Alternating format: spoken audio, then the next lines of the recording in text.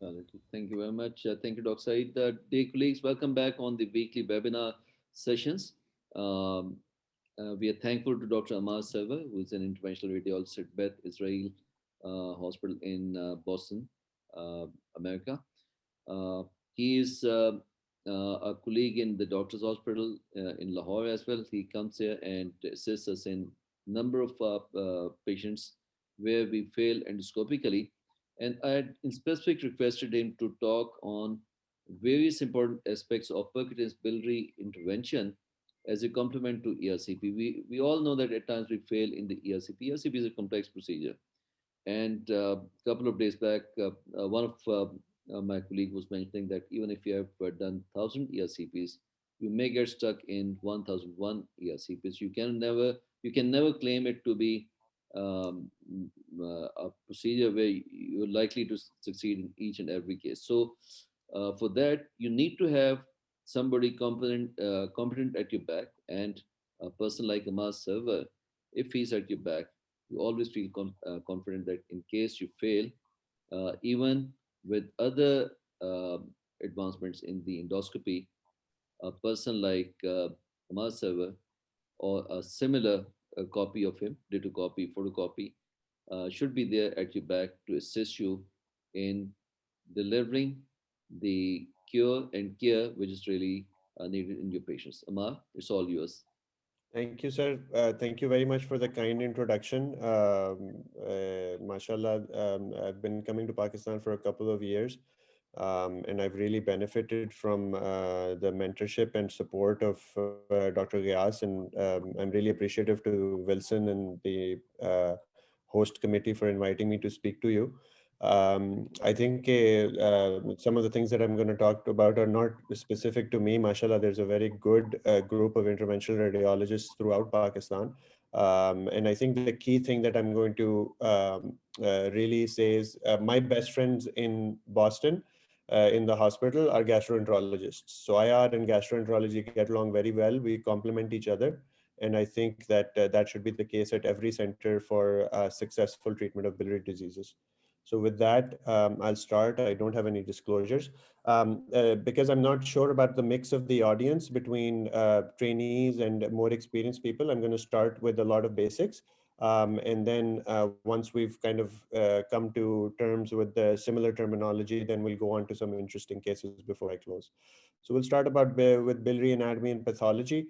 Um, so obviously everybody is very familiar with the biliary tree. From the perspective of percutaneous biliary interventions and ERCP, I differentiate between high malignant and low malignant areas of narrowing, basically divided by, let's say, the cystic duct, but mostly around the bifurcation and involvement of the bifurcation if that occurs.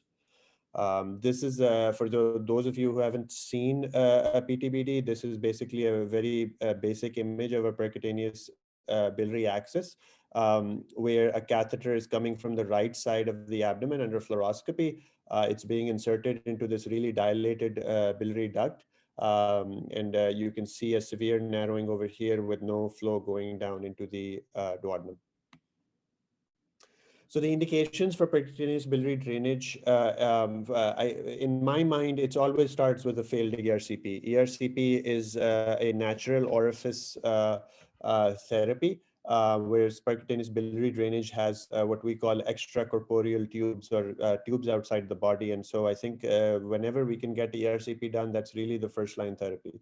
But there's a few reasons for failed ERCP. This includes bowel anatomy, the presence of a duodenal diverticulum, if there's ampullary edema or a mass obstructing the ampulla, or there is gastric outlet obstruction, which prevents the scope from being passed. So if an ERCP is failed, then there are diagnostic reasons to perform percutaneous biliary drainage, which includes looking at the level of obstruction, treating colodocolithiasis or stones in the common bile duct, bacterial cholangitis, primary and secondary sclerosing cholangitis, hemophilia, which may require therapy, bile duct leak after surgical procedures, or diagnostic cholangioscopy or spyglass procedures, which are now gaining a lot of traction here in the US. And from a therapeutic standpoint, typically for benign and malignant strictures, we are opening those up with either balloons or stents. And there's some evidence to do brachytherapy, stents implanted with radiation for treatment of extrahepatic strictures. And so I want to start off by just talking about what does the literature say about the success rates of percutaneous biliary drainage according to the Society of Interventional Radiology. This just came out in November of 2020, so very recent, and basically reviews all the available literature on PTBDs. What this shows is that the technical success rate for dilated ducts is really high, 90 to 100%. For non-dilated ducts, such as you see in patients with either distal malignant obstruction, so when the common bile duct or the gallbladder really expand to take most of the bile, so the intrahepatic ducts are not that dilated, or if the patient has a biliary leak, the success rate goes down to about 87%. Stone removal is also quite good, 92 to 97% has been reported. And then clinical success is different from technical success. Technical success, we consider being able to access the duct and being able to place a drain and do our interventions. And clinical success obviously is to relieve the patient of the symptoms that resulted in them coming in. And so for dilated ducts, yeah, it's about 85%. For non-dilated ducts, it's about reported to be about 70%. And for stone removal, it's very high, about 99%. And so when I report these rates, I think the main reason why the SIR has put these out is to demonstrate what is the threshold for success. And so if your center is performing PTBDs, then I think it's important to kind of do maybe from time to time, maybe every year or every few years, doing an audit and just looking at your thresholds and making sure that your technical success rates are high. And I use this personally as well. When I do my own personal cases, I kind of keep track how often am I successful, how often am I not successful, and I use that to get targeted coaching, because I think learning really continues throughout your career, and it becomes especially harder once you come out into practice yourself. So again, according to the SIR, these are the complication rates. The difference between major and minor complications is basically that major complications are those which require extended hospitalization, repeat hospitalization, or an additional procedure, whereas minor complications are those which are self-limiting. And so the major complication rate is reported is about 7%, minor complication rate is about 22%. And this is things like site pain and other things. So we're taking any adverse event for the patient. This number can appear to be quite high, but these are really relatively very minor things. For example, skin irritation because of the bandages that you use, things like that. The expected rate of deaths after the procedure, and this is 30-day mortality, is about 1.1%. Occurrence of sepsis, 2.3%. Any type of hemorrhage, about 1.7%. Catheter dislodgement, this is the biggest drawback or issue with the percutaneous procedures, happens in about 8% of patients. Pericatheter leakage, I'll show a couple of cases of those, can happen when the catheter gets blocked or it gets pulled back, that's about 2%. And then during stone removal procedures, you can cause some cholangitis if you're not careful or have other minor complications. And so these are kind of the rates of complications. And then again, the SIR Quality Improvement Committee kind of recommends these thresholds for these symptoms. And so, for example, sepsis is high at 15%, but it's defined really as a systemic inflammatory response. And so patient develops a white count, has a fever, you give them antibiotics and they're fine. This is not the kind of florid sepsis that ends up in the ICU. That's typically the things that we are treating rather than causing. And so starting with the typical management of patients with stones, if there's failed ERCP or there's large intrahepatic stones, percutaneous biliary drainage is a good procedure to do. It can be used with stone crushing or attempt at removal. You can also just place a wire for a sphincterotome to kind of snare and come back the other way, known as a rendezvous procedure. Typically, if we do the stone crushing ourselves, we'll push the stones out and then we'll repeat the cholangiogram about 1 to 2 weeks later to assess for stones. At that time, we can place an external catheter just for assessment of the function status of the patient before we embolize the tract and remove the tube. So this is an example of that. And so here you can see kind of a tube coming in from a percutaneous approach. Here's a stone, a large stone sitting in the common bile duct. Basically, we crossed it with the wire. And here we inflated a balloon to kind of crush the stone and then kind of pushed it out, pushed the balloon out, and that was able to clear the stone pretty nicely. One thing, again, for people who are unfamiliar with this, an internal external drain is a drain that's coming from a percutaneous approach and is basically crossing the obstruction and ending in the bowel. And it has side holes above the bowel and side holes below the obstruction, which basically get the bile to go into the tube, cross the obstruction, and come out. So that's an internal external drain. And an external drain is when the catheter is ending above the obstruction and it's just bringing all of the bile out of the body into a bag. The other thing that we treat as management of patients with benign strictures. So typically we'll do percutaneous biliary drainage.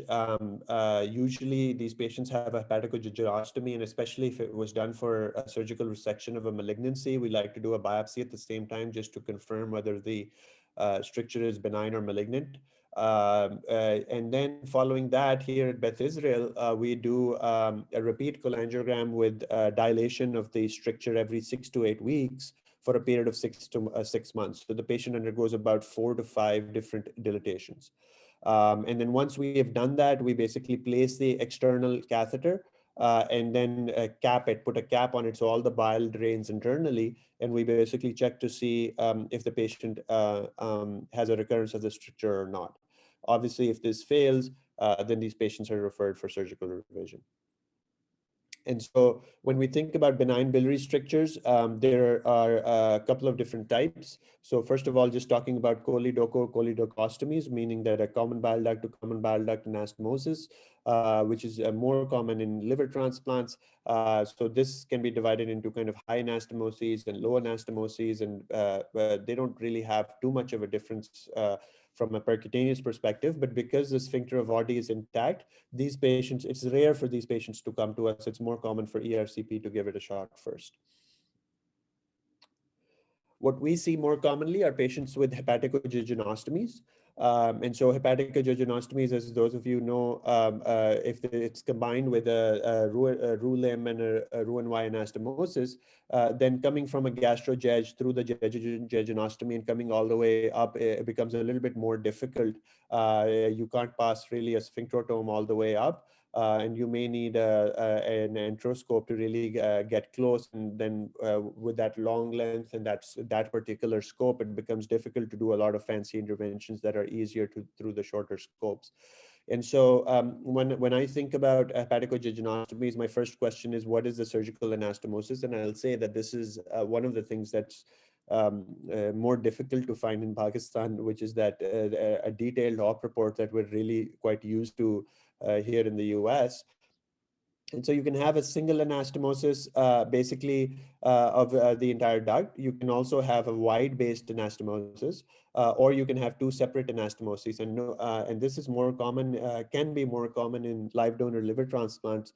But knowing that surgical anatomy is really, really important in order to do an effective intervention. And so this is an example of a patient whom you can see basically there's no nipple here, there's no communication here between the bowel down here, oh, sorry, and the bile duct up here. So they attempted with the ERCP, were not able to cross, and even we weren't able to cross with a wire. And so essentially in this case, in this type of case, one of the things that we can do is something known as sharp recanalization, in which when we know that the bowel is down here, we can recanalize this with a needle or a sharp wire or the back end of a wire and really puncture through, put a drain in, and then let that tract mature around the drain, something that I'll show in a little bit. And so how are the outcomes for benign stricture protocol? So this is a study of about 300 patients done, reported from Emory over kind of almost a 20-year period between 1994 and 2015. And essentially what they did was they would do first a percutaneous biliary drainage with the 8 or 10 French drain. And then every 2 to 3 days to a week, they would upsize it with some usage of balloon dilatation up to 7 to 8 weeks. And then for a couple of months, they would do an anchor trial and then decide whether they wanted to remove the drain or not. And so using this protocol, they basically had 73% of patients avoiding surgical revision, which was about 70% before and 82% after the protocol was implemented. And then patency rates 5 years after treatment were quite high, up to 77% of patients were obstruction free 5 years later. Um, Similarly, this is the benign stricture protocol from Kansas University, which is basically showing that they'll do the initial PTC, and then they'll basically upsize by 2 French every 2 weeks until they get to about an 18 French drain. And then they'll just keep exchanging it basically to create a nice conduit between the bile duct and the bowel. And then based off of clinical or laboratory values, they'll remove the drain. They had fewer patients in their study, but they had an 89% reduction in the probability of undergoing surgical revision. We are in the process at Beth Israel of reporting our own data because we don't go up to 18 French, which is quite a large bore tube. We go up to about 12 French, but we do a balloon dilatation every single time, and our rates of surgical revision are less than 10%. So we're in the process of kind of publishing that as well. And I'll be able to speak more about it if I get invited back to this talk next year. So there are many causes of failure in patients with benign strictures. These are really difficult things to treat. So the first difficulty is just if you're not able to cross the strictures, like the example that I showed you before, in which like when there's a complete occlusion and there's no communication that is visible between the bowel and the bile duct. And I'll show you one technique to get through that. The other reason can be that the stricture is so fibrosed that when you inflate a balloon to maximum pressure, and our balloons, the balloons that we use for percutaneous intervention, I think this is an important point for endoscopists to realize. We have very, very high pressure balloons. So we can go up to 20 to 30 atmospheres with our high pressure balloons in trying to break these strictures apart. Typically, the balloons that I see in ERCP, the inflation pressure goes up to maybe 10 or 12 atmospheres. And so often with benign biliary strictures, what we find is that the fibrosis of tissue really prevents the balloon from effacing the stenosis entirely. The other issue that can happen is that even if your balloon inflates fully and effaces the stenosis, as soon as you take down the balloon, there is recurrence or recoil of the stenosis. And this is the reason why in the IR practice and also in some endoscopy practices, we feel that the way to treat this is repeated dilatation and then leaving it. So we basically dilate this area up, we rip the tissue apart, and then we put a drain in so that the tissue heals around the drain and you have at least a 10 or 12 French hole for the bile to pass through. And so this is a paper from S. and Reyes, who's another Comcolian. He's an interventional radiologist at Northwestern, was showing their experience of using what's known as a modified Hudson loop. So surgically, when patients get a hepatococcygeostomy, the kind surgeon will basically tack up a loop of the hepatococcygeostomy up against close to the abdominal wall. And so you can stick these percutaneously in case you're not able to get access or you want to avoid going through the liver. And so here's an example of that. This is the loop being visible under ultrasound. It was stuck under fluoroscopy. After they injected contrast, you can see in green that this is the loop over here and this is the liver. And then through this access, they basically access the bile duct, were able to pass a cholangioscope, take a look at it, but they weren't able to pass a stent. And so what they did was they basically placed a snare here. They stuck it percutaneously into the snare, got through and through access. We call it a body floss access, which really gives you a very stiff access. And then using that, we're able to place 2 stents. And so this combination of kind of endoluminal and percutaneous interventions, sometimes with GI, sometimes without GI, really give us some ability to tackle difficult cases. Skip that. And so Coming to malignant strictures, obviously typical management includes percutaneous biliary drainage and a cholangiogram with or without a biopsy. I think in general, most of these are well treated by ERCP. Type 1s, type 2s are definitely quite easily treated and shouldn't really be coming to PTBD unless there's some issue in crossing the stricture. But the type 3s and type 4s are more difficult. What I find is we come from a very, very high volume group of ERCP specialists, Dr. Pleskow, Dr. Chitani, Tyler Berzin. They have a catchment area of 4 or 5 states up here in the northeastern United States. So they do a very, very high volume.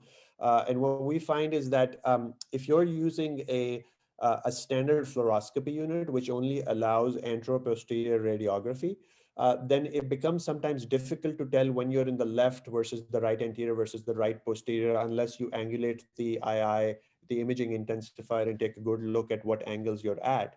And so even with that, sometimes it can be difficult to precisely place stents. And so in the type 3s and type 4s, the high malignant obstruction, I'll say, especially early in experience. There's a lot of papers on this. I don't want to go too much into detail, but early in the endoscopy experience, doing percutaneous drainage for these high malignant lesions is useful because we can drain 2 or 3 ducts simultaneously, place the stents, and get it done. It becomes much more difficult for us if, for example, the endoscopist has placed a metallic stent into one of the ducts, and now we have to place stents through the other ducts, because if we're not going alongside the stents, doing a kissing stent technique, then we're going into the other stent, and that starts to create a lot of problems down the line. So these are some of the cases that I think benefit from percutaneous intervention upfront. Typically, obviously, management of patients with malignant strictures, if there's the biopsy proven malignancy, then we place a stent. For low malignant obstructions, typically you can do good with one stent. But when you have a high malignant obstruction, it can be useful to place 2 kissing stents or up to 3 kissing stents. That's the maximum that we go to in our practice, placing 3 metallic stents. And the goal here for our perspective is to drain at least 75% of the segments of the liver. So we really use a segment-based approach in determining how much liver to drain. And the reason for that is like a couple of papers from UPenn, which basically showed that if you drain more than 75% of the liver, then the bilirubin can come below 2 nicely, and which allows patients to get chemotherapy. That is less common if you don't drain at least 75% of the segments of the liver. The other thing to note, which I'm sure most endoscopists are aware of, is that there are studies, at least in the percutaneous IR literature, which show that if your bilirubin's above 10, then it can take about 6 to 8 weeks, even with adequate drainage, for your bilirubin to come down. But if it's below 10, then the fall can be quite rapid, and you can start chemotherapy sooner, which is really the end goal for these patients with malignant strictures. Moving on to some basics of management of these drains. So internal external drains are should be left uncapped early on if there's a concern for early clogging, either because there's blood in the bile from our intervention or if the bile is thick or mucinous. But once that has passed, then we should be capping these drains as soon as possible so that the patient doesn't have fluid loss or bile loss, and they can use their bile for digestion and other things. Unfortunately, this is not possible with external biliary drains. These have to always be left open to bag unless the cholangiogram shows patency of the distal bile ducts. And if it shows patency of the distal bile ducts, then you can cap them, give the patient a trial, and if the patient's doing well, just remove the drain. In failed capping trials, and what I mean by this is that you cap the drain, the patient develops pain, fever, or elevated LFTs.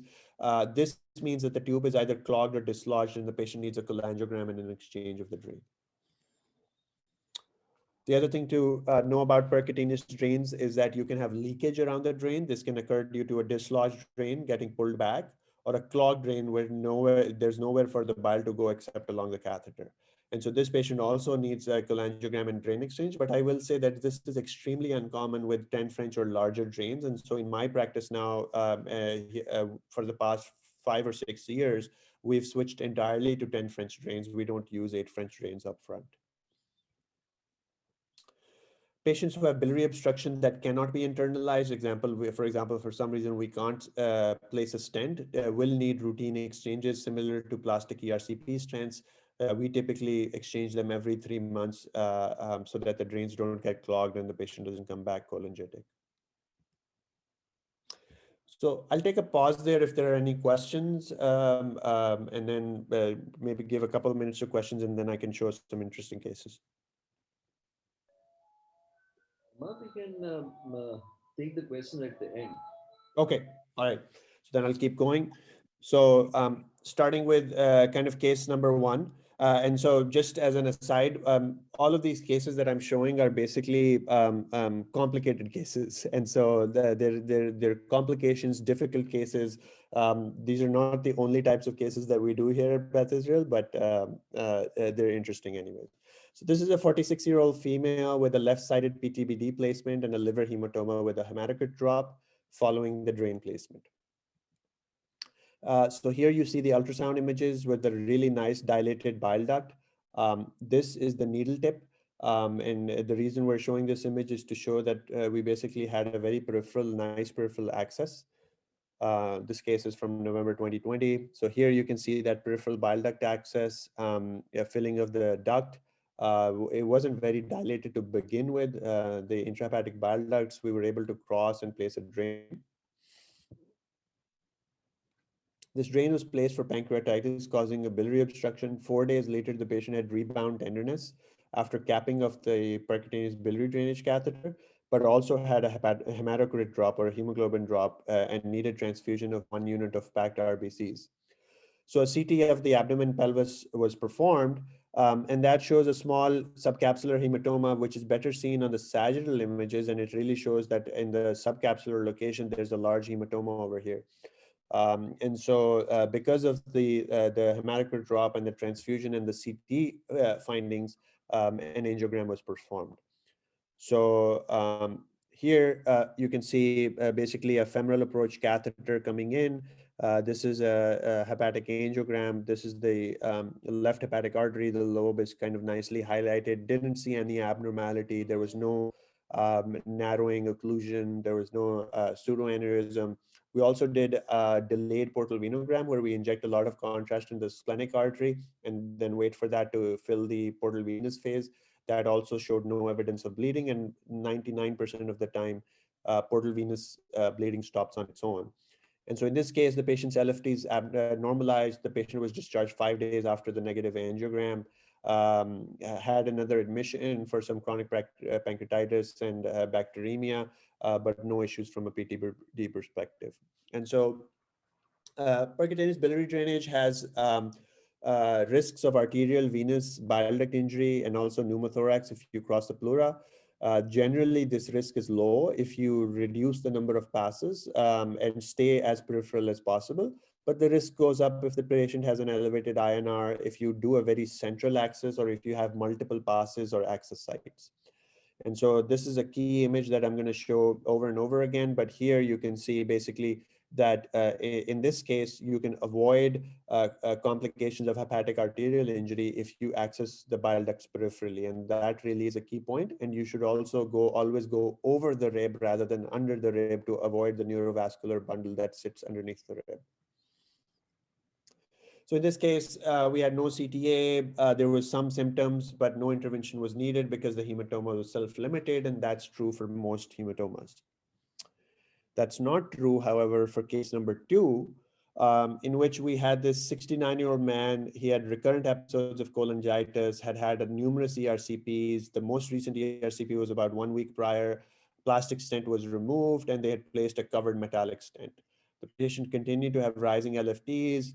An MRCP was concerning for infection and unchanged biliary dilatation, which you can see over here. So kind of a secondary sclerosing cholangitis pattern with dilated bile ducts peripherally, but really the intrahepatic bile ducts don't look very good. And here's the covered metallic stent.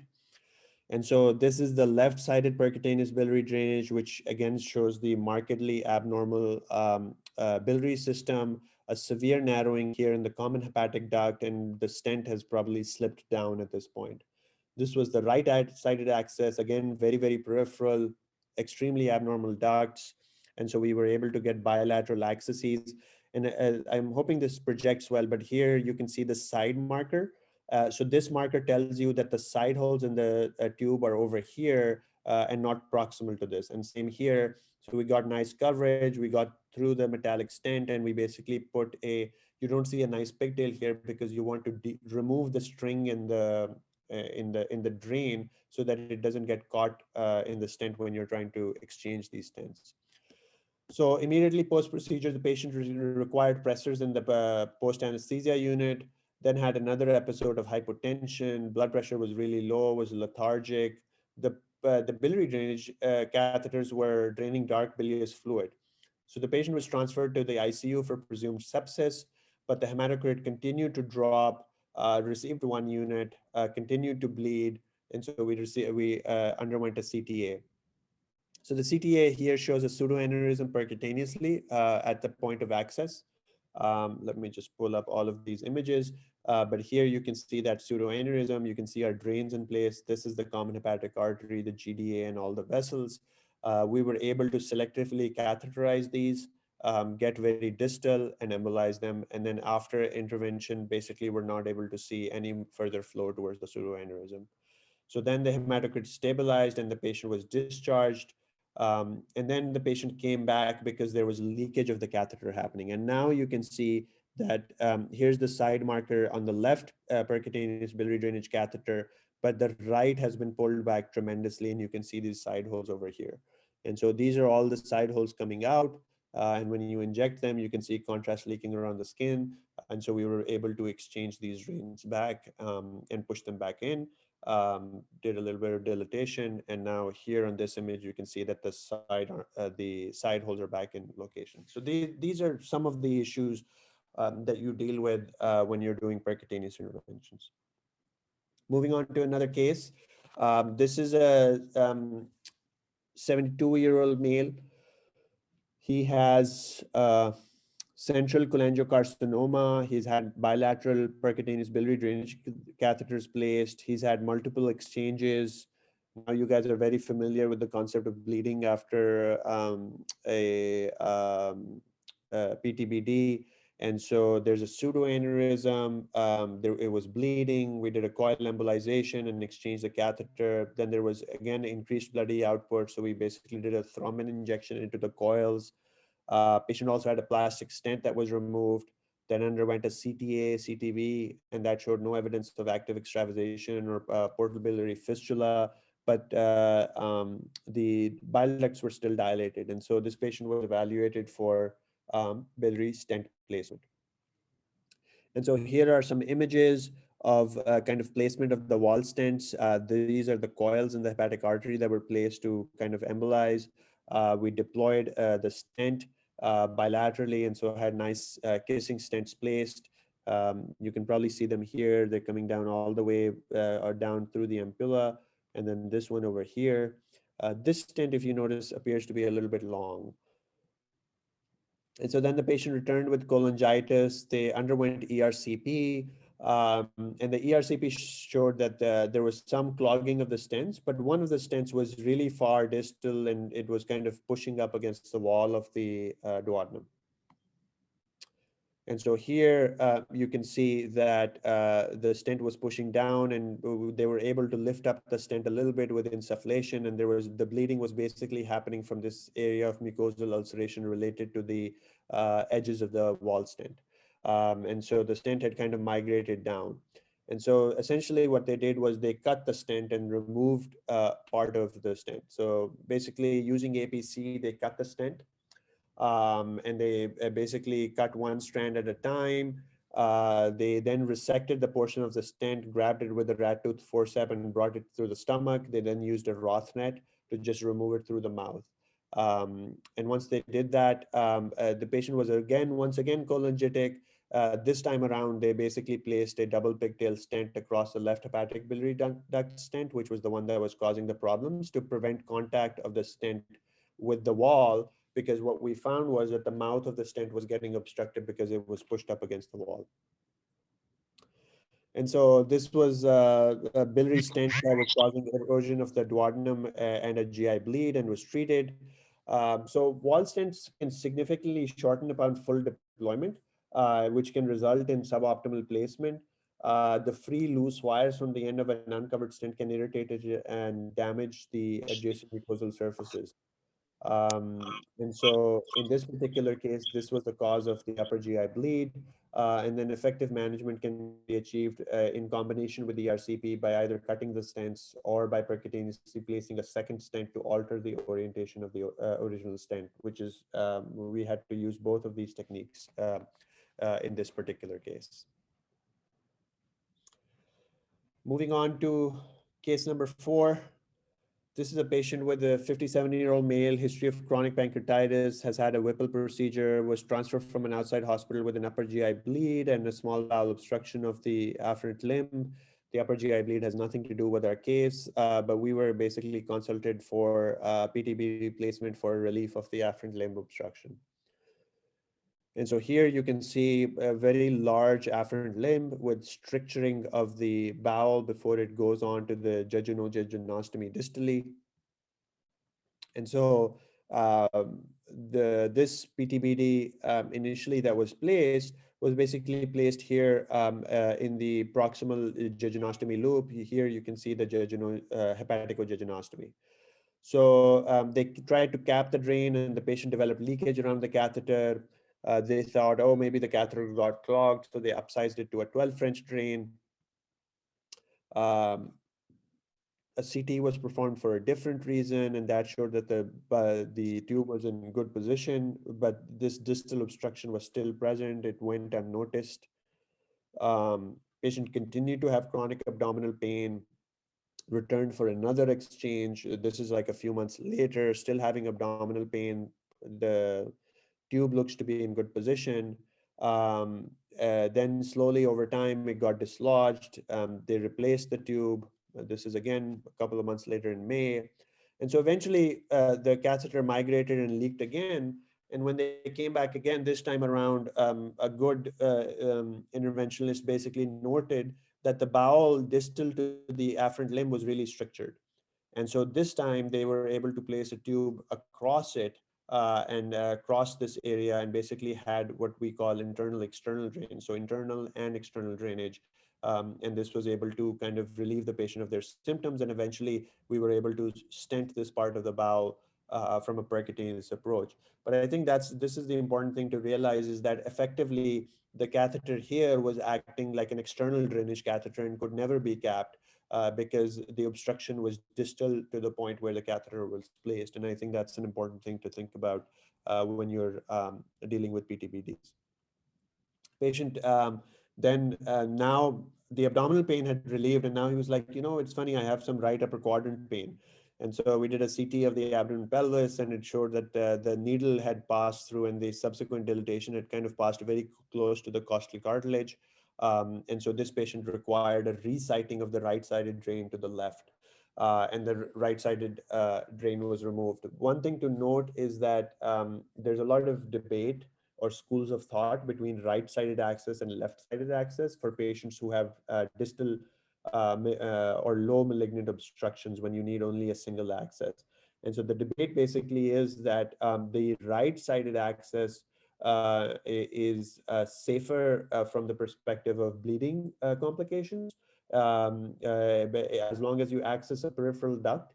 But because it is going through the intercostal spaces, the irritation around the rib or pain in that area or difficulty or pain with breathing is quite common. The left-sided axis is a subcostal axis, and so it's away from bony structures or any big nerve bundles. But it is more prone to having bleeding complications unless, again, as I showed in the first case, you go very, very peripheral. And so those are some of the things that interventionalists keep in mind when they're trying to decide which side to use for access.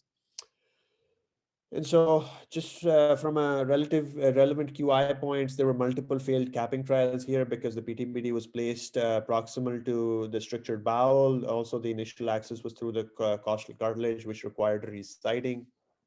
And so afferent limb obstruction is a rare mechanical complication which occurs after gastrojejunostomy, by child's reconstructions, Whipple's, Roux-en-Y's, Billroth's, but it can be caused by either benign or malignant obstructions, either due to postoperative adhesions, internal herniation, or radiation enteritis if the patient's received post-op radiation. So those are kind of some reasons for benign afferent limb obstruction. So at our institution, surgeons are generally hesitant to reoperate, especially if patients have been treated due to malignancy. And so typically we'll do either percutaneous or combined percutaneous and endoscopic interventions to treat these. Moving on to case number 5. This is a patient with a PTBD for an isolated stricture, was admitted for pain at the PTBD site. It's a 29-year-old male with past medical history of polycystic kidney disease, Guillain-Barré syndrome, Gilbert syndrome, irritable bowel syndrome. Underwent a cholecystectomy in 2011, which is performed laparoscopically and without a complicated course. He developed abdominal pain and diarrhea, was found to have a focal intrahepatic ductal stricture with associated dilation, also had intrahepatic ductal stones, all involving the right anterior system on MRCP. So he was seen for percutaneous biliary access, which was performed in 2019. Here you can see the images. You can see that stone over here, kind of push the stone out, put a BD in place. But his course was complicated by site pain. And so, as I mentioned before, when you're going through thinking about these images, in this particular case, what you really want to do is to pass over the rib. And this is what a good interventionist will do. Like they'll put the needle onto the rib and then kind of walk it off and go over it. But that also can sometimes cause irritation of the periosteum if the drain, like as you breathe in and breathe out, there's rubbing of the drain along the periosteum. And so it can cause pain in that area. In this particular paper that was published in Radiographics in 2017, they advocated for general anesthesia during the procedure, although these procedures can be done with moderate sedation, and then nerve blocks for prevention of procedure-related pain. And it's much more common in the right approach versus the left approach, or if the catheter is placed inferior to the rib. And you can have pain control with either analgesics or paravertebral nerve blocks or an intercostal nerve block. But intractable pain may require resiting of the drain or placement of an internal drain. And so in this particular case, here you can see kind of our drain. And this is something known as a cone beam CT, where on the angiography table, we're able to do a low dose CT scan, and you can see how our drain is passing underneath the rib here.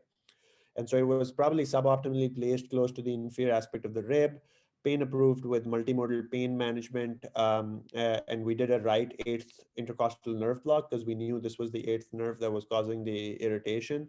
The drain was capped, gave him a little bit of gabapentin, but by discharge, he was discharged without any pain medications because the intercostal nerve block was successful in treating the pain. Case number 6, this is a 52-year-old woman with a history of primary sclerosing cholangitis who underwent a liver transplantation, had a hepaticojejunostomy stricture, then had multiple biliary interventions, presented as a direct admit with rising LFTs, concern for cholestatic liver injury versus cholangitis. So we did a right anterior and right posterior PTBD. And this is kind of her course. So right anterior and post biliary dilatation and stricture, we placed the PTBDs. And then on the 25th, there was a CT that was done, which showed a new pleural effusion and some undrained segments. And so on the 27th, here, the patient underwent a cholangiogram. And when we did a pullback, it showed that the right anterior biliary access was through the right pleural space. So this was embolized, and then it was resited to a different space, put a chest tube in, and then eventually removed the chest tube, and the patient was successfully discharged. So here we can see, compared to our previous images, how this drain is going very high up. So this is kind of the 11th 10th, and ninth. So between the ninth and 10th rib. And then this is the new drain that was placed, which was placed lower down, and this drain was basically closed.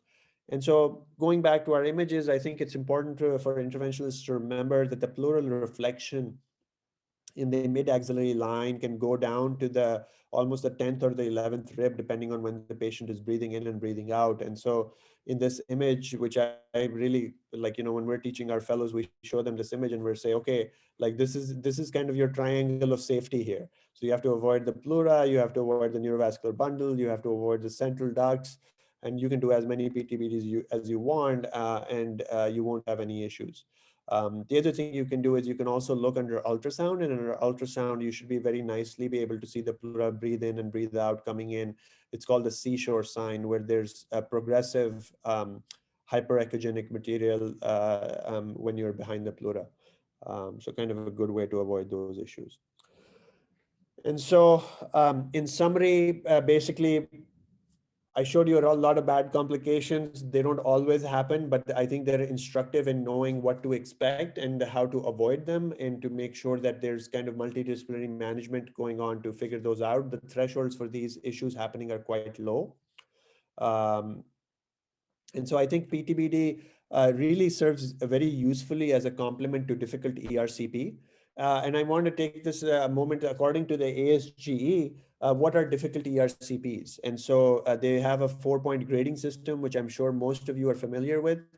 So the most difficult ones are for removal of intrahepatic stones, for pseudocyst drainage or necrosectomy, ampulectomy, patients who've had ampulectomies, or if you're trying to do an ERCP after a Whipple procedure or Roux via bariatric surgery.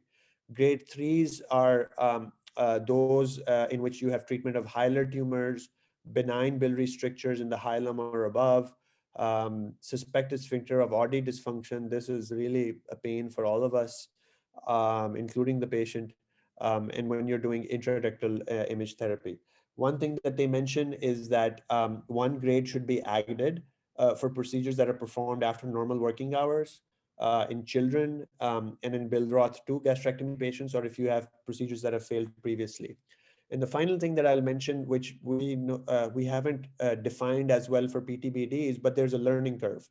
And so I'm not, like, I decided not to put that slide in, but essentially for difficulty RCPs, people say, like, about 200 to 300 procedures, and then you have to be kind of aware of what's going on, or what your own limitations or your center's limitations are. So I think ERCP and PTBDs can have very, very good partnership, IRs and gastroenterologists, but it requires a multidisciplinary approach.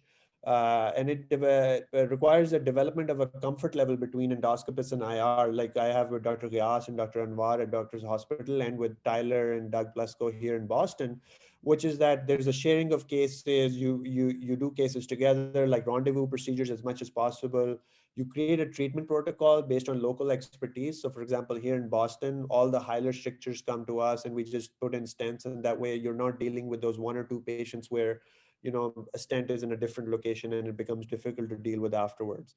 And you keep assessing, doing clinical follow-up and assessment of outcomes. I mean, ERCP has advanced so much in the last 10, 15 years now with EUS guided procedures, that you guys can really do a lot of stuff on your own, and that's excellent.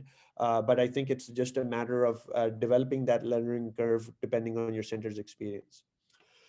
So in conclusion, PTBD is a low-risk complementary procedure to first-line ERCP management of benign and malignant biliary disease. Hilar malignancies, especially bismuth 3 and higher, should be considered for a combined or PTBD first approach, in my opinion. But obviously, if you're excellent at it as an endoscopist, more power to you. It's essential to have each center develop expertise in both PTBD and ERCP to provide comprehensive biliary services to the patients. And I think this is really an important point, because there are some centers in which the PTBD specialists are higher volume, and they should really be referring cases to ERCP to kind of like make sure that that expertise is also available in your center, and vice versa. Because like the worst time to give your first case to either specialty is when you're really stuck and the patient is in a bad shape. So you want to make sure that your interventionalists are all getting some experience and expertise so that they're available to bail you out. Thank you. Thank you, Aman. That was an excellent presentation. Uh, and I'm sure there must be lots and lots of questions from the audience. Can you tell us what are the absolute indications, especially when US is around and people have progressed a lot in the ERCP? You've shown us the indications which were presented way back in 2011. But then with so many advancements in the endoscopy and availability of ears, what are the absolute indications of PTBD where you'll say that definitely PTBD has an edge over the ERCP US? Yeah. Um, this is so I think first of all, the answer to this is really center dependent. It depends on the experience of the interventionalist, and it depends on the experience of the endoscopists. Uh, our group here at BI is very, very aggressive. So they're doing EUS guided transgastric biopsies, transgastric antegrade stent placements. It takes time for that learning curve to develop. That's one piece. The other thing is that as people are doing more and more of this, we know because again within our own closed center that when you go transgastric, there are vessels in the lesser curvature. So there's risk of bleeding from those. You could try to avoid them, but as you're doing more and more interventions, it becomes a little bit challenging. And so that I think, in my opinion, at our center, hilar malignancies above the common hepatic duct typically go to PTBD. Almost all benign strictures go to PTBD. Liver Like transplants, high or low? high, so hilar. Hmm. So those and the pancreas, like kind of below the cystic duct, everything goes to ERCP, and they're very, very good at it. So then they call us only if they have issues with either gastric outlet obstruction or the ERCP fails for some reason.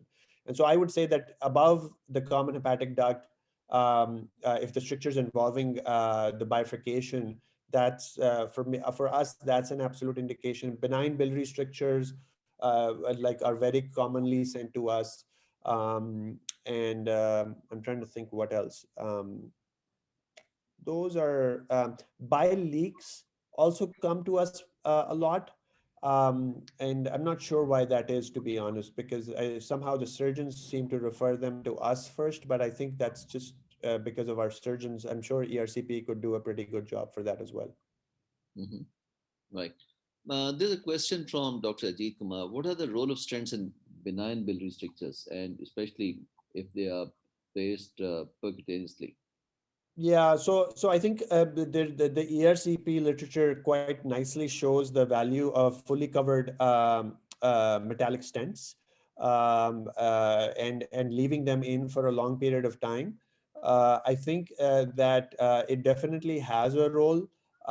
What we have found is that when patients develop benign strictures and present several years after their original surgery, then the stricture is so severely fibrosed that the recoil is very large, is very significant.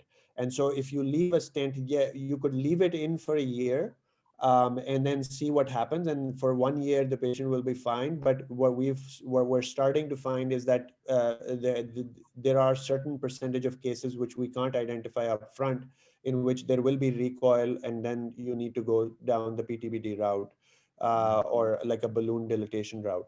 Stents, fully covered metal stents, removable fully covered metallic stents can be placed in benign biliary strictures from a percutaneous approach as well.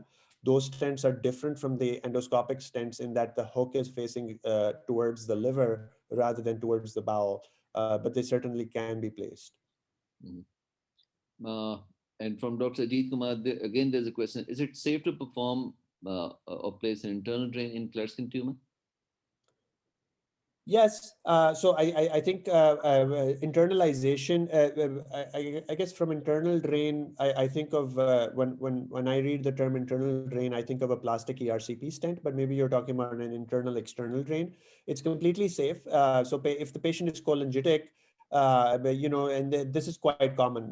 Kind of our middle of the night call, or not middle of the night, but like 5 p.m. call on a Friday afternoon is like ERCP tried, they injected some contrast, couldn't get a stent across, and so now the patient's cholangitic. Can you put a PTBD in? And so yes, that's a very very common indication, and it's the right thing to do because achieving source control in these patients early is quite important.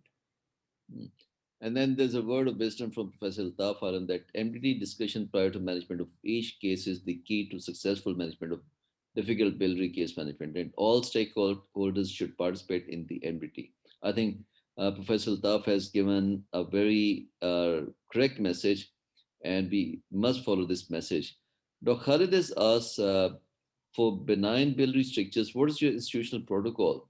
Upsizing every 3 months up to 9 months, or is it different?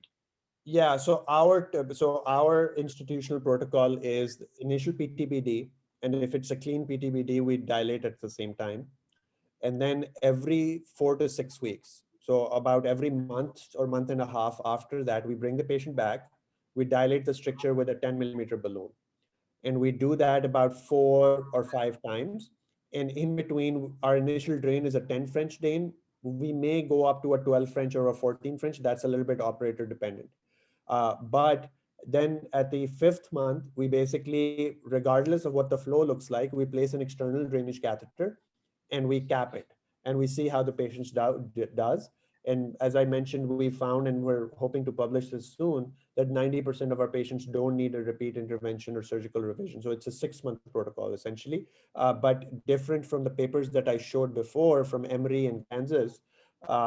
Basically, we don't go up to 18 French, and we dilate almost every single time. Amar, in your presentation, you had mentioned that you're able to crush the stone and you're able to push the stone down, and you're using a balloon for that. Is it your common practice, and how successful you are in crushing the stones with that kind of balloon? Quite successful, to be honest, because so essentially, there are two ways to crush the stone. One is obviously the balloon.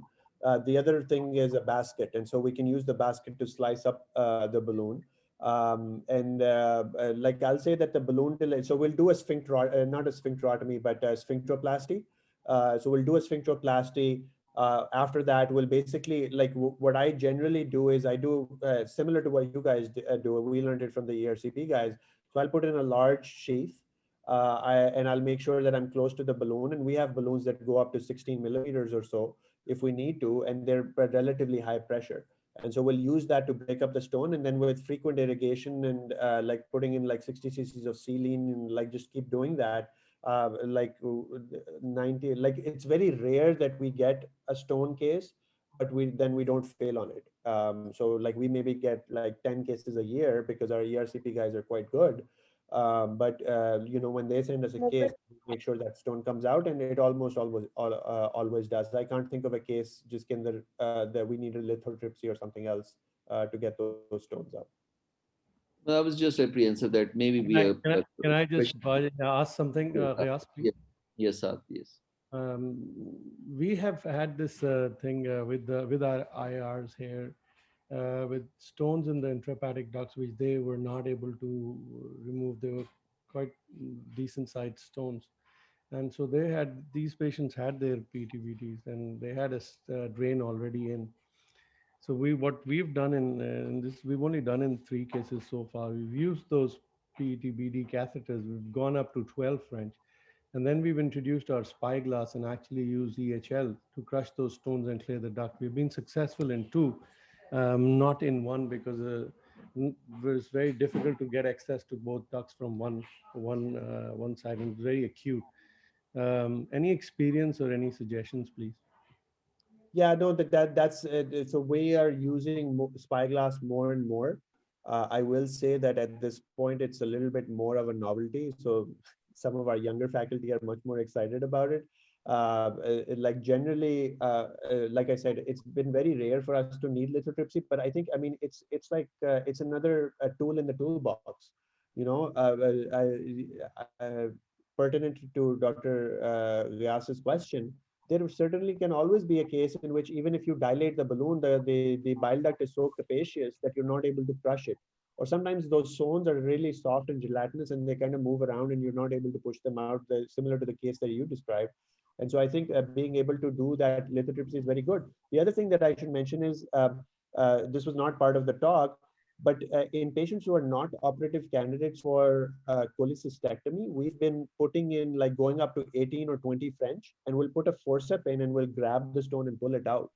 And I don't see a reason why you can't do that in the liver, in the intrahepatic ducts either. So we've done that a lot in kind of patients with chronic cholecystitis, large amount of stones. They're not surgical candidates, like 70, 80-year-old patients. So we'll basically dilate up the tract slowly. We'll put in a forceps and we'll just pull those stones out. And you know that is also another tool in the toolbox, in addition to cholangioscope and lithotripsy.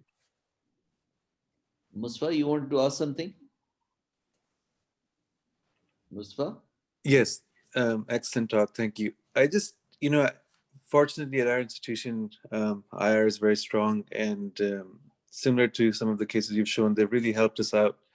So we appreciate the hard work and the talent that IR provides. One of the issues, especially when we deal with patients who have percutaneous strains, is there an early question that comes up in the conversation is, when can I get the strain taken out? And I'm just curious, is there published data, and I should probably look it up myself, on quality of life when it comes to percutaneous drainage? Because from patients' perspective, for I think as physicians, for us a 12 versus a 16 may not be a big deal, but patients will always complain about the drain and the discomfort. So I was wondering if you can comment on that. Yeah, no, that's a great point, and this is why, like, you know, most people in IR believe that ERCP is really the first way to go. And really, when I'm talking to patients with benign biliary disease, the first thing I'm preparing them for is like, you know, so I think there's a few things to this. The first piece is, I think, preparing the patient, and like the more time that the interventional radiologist spends himself in counseling the patient, makes it easier for the patient. But this doesn't always happen. We're still more of a procedural specialty and less of a clinical specialty. So that really is critical, that the interventionalist himself has a strong conversation with the patient. That's the first piece. The second thing is that there is a randomized controlled trial on right versus left-sided PTBDs with a quality of life questionnaire. And that basically showed that the subcostal or left-sided PTBDs were much better tolerated by patients. The third piece is that when you're putting in larger drains, there are actually two types of drains. So Cook and Boston Scientific make these drains, which are made of a very stiff material, and they're much more uncomfortable for the patient. There's another type of drain known as a Schulte drain here in the US, which is a very, very soft drain. And so that can go up to 16 French, and that's less irritable to the patient. And then the final piece is like, you know, again, it depends on how often you see this patient in clinic. If you're following your own patient quite commonly and you know what their pain threshold is, so like, you know, it's like that example of like the couple of examples that I showed that, you know, patient kept coming back to IR, like, oh, I'm having pain.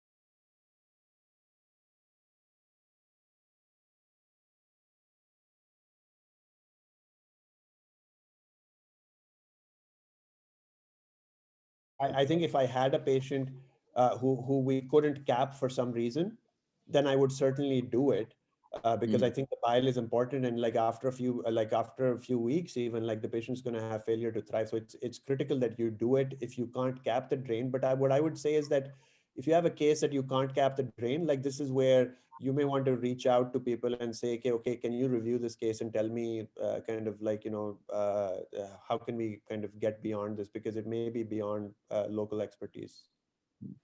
Amar, there's a question from Dr. Naqvi. For malignant Haarer strictures going for elective palliative PTBD and stenting, do you prefer doing a single stage procedure with plugging of the tract, or do you do multi-stage with covering drains, internal, external drains, etc.? This is an excellent question. So I think that first of all, the Sloan Kettering Group here in the US is the proponent of primary stenting, and they've been very good at it. About 8 or 9 years ago, when they first presented their data at our local meetings, a lot of people were asking the question, well, like, how often does your patient return, like with some kind of issue or the other? As I've gained experience, I've moved towards primary stenting as well, but you have to be careful. You have to be really aware that with percutaneous access, you almost always cause some level of hemophilia, and so if you plug the tract and remove it at the same time, then the hemophilia may cause an issue. Mhm. The other piece is that when we go up to trilateral stenting, my typical practice is that before, or like if let's say it's a hilar stricture, and I look at the anatomy and I say, okay, I'm going to need two drains. So I'll first put two drains in and I'll wait for the bilirubin to come down, because the last thing that I want is, like, we have cholangio patients who are now alive 2 years later. So the hilar stricture, like, oh, you only have 6 months to live. I don't think that's entirely true anymore. And so like now if you put two drains in and you're like, do hi chahiye, and then you stent them, then if the patient comes back with cholangitis, you're not able to put a third stent in because Mhm. you've complicated the anatomy for yourself. So in that case, like my thought is that for hilar strictures, you should, like, if you put first of all, look very carefully on whether you need two drains or three drains. And I tend to err on the side of three drains.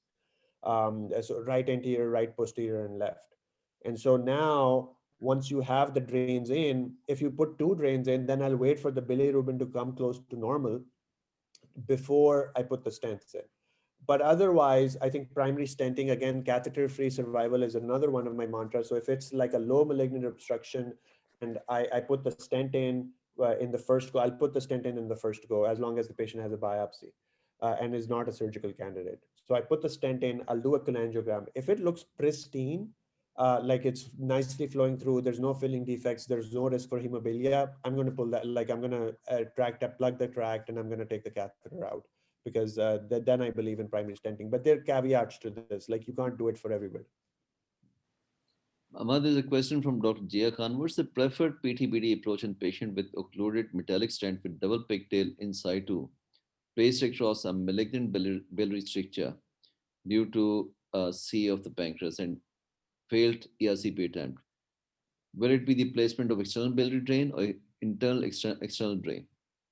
Yeah, so the way that I would deal with this is that I would go percutaneously. First thing I would do is I would either ask ERCP to remove the drain before I did the PTBD, or for some reason, if they're unable to, then I'll basically grab that double pigtail. So I'm understanding that there's an occluded metallic stent and then there's a double pigtail across it. So I have the double pigtail removed. I'll then cross it, and then we'll put in an internal external PTBD. But one thing to be aware of is that there's a string in the PTBD that you use to form the pigtail. That string needs to be removed entirely before you cross the stricture with that PTBD. And the reason for that is that with some stents, when you're pulling the tube out, when you're doing your exchanges, that thread can get caught in the stent and you can really get stuck in a lot of trouble. It may happen in one case out of 100, but when that one case happens, you swear off of it for the rest of your life. So I would just remove that thread before we call it a D-strung PTBD. But yeah, I would put in a D-strung PTBD, a single, and in this case, it sounds like it's just common hepatic duct or common bile duct stricture. So in that case, we'll probably go from the left side just because it's kind of easier for the patient. I'm the You can same. see the yes, Was just one quick comment. that when we remove that drain, especially when we are internalizing, same thing to with the that string, you have to cut that from outside to remove the drain. Otherwise, the pigtail still can get caught up. So for those who do a ERCP and they have they are removing a PTC, obviously radiologists, they're aware of that. But for us and the trainees, when we remove the PTC and ERCP suite, you have to cut that string But for yeah. that pigtail Okay. to become straight. So, do you want to say something? No, sir, I think that was an excellent session. Time has also gone seven. Time जो है First, 7:18. yeah. सिर्फ एक आखिरी question मैं पूछना वो ये कि why do we always give call to interventional radiologists or late in the evening or especially in the evening? So with this question, I'm sure we all have the answer, and we leave Dr. Ma with lots of thanks from the Pakistan Society of Gastroenterology and from all the other educational institutes which are sponsoring this webinar series. It remains for me to thank Dr. Ammar, Dr. Khalid, Saad, Mustafa, Nadeem, and all the participants. Thank you very much for sparing your time. And thank you, Wilson, for providing us with the platform.